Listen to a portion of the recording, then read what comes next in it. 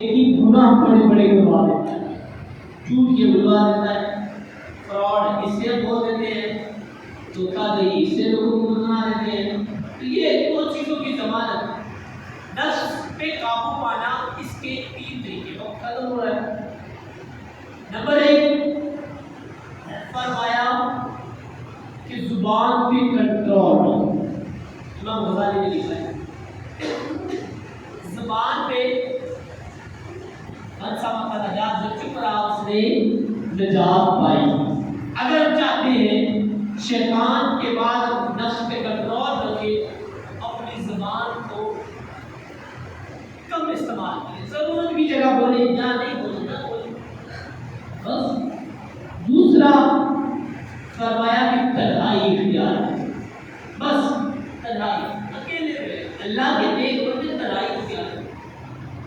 مجموع میں بیٹھیں گے، اور پھر مجمع بھی ایسے کہ جہاں پہ ابتدا بھی بسم اللہ جھوٹ سے ہو اور انتہا بھی بسم اللہ جھوٹ سے ہو، تو پھر ایسے مجموع میں بیٹھنے سے بہتر ہے کہ آپ تنہائی کی نہیں، تاکہ جو عبادت کے دو طریقے، ایک اجتماعی عبادت، ایک انفرادی عبادت۔ اجتماعی عبادت اللہ کے زیادہ قبول ہے، انفرادی عبادت کے اپنے مظاہر ہیں، لیکن اجتماعی عبادت میں یہ ہوتا ہے کوئی ایک بھی اللہ کا مقبول بندہ ہو تو وہ سب کی عبادت کو قبول کرے۔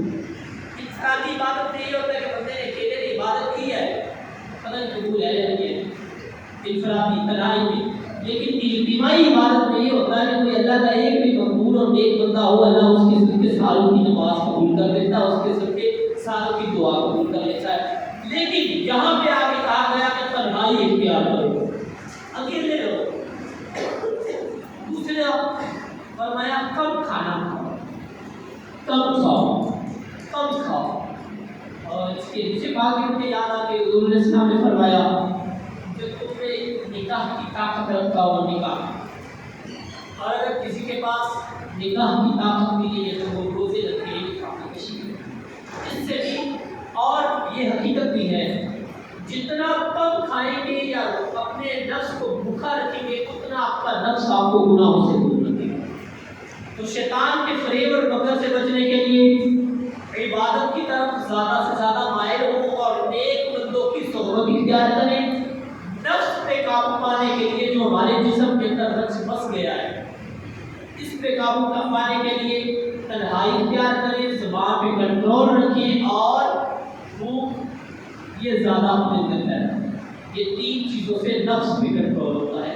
اللہ تبارک و تعالیٰ ہمیں عمل کی توفیق نصیب فرمائے، ہمارا جو کچھ بھی ہم نے قبول فرمائے اور ہمیں اپنے نفس پہ کام کرنے کی توفیق نصیب فرمائے۔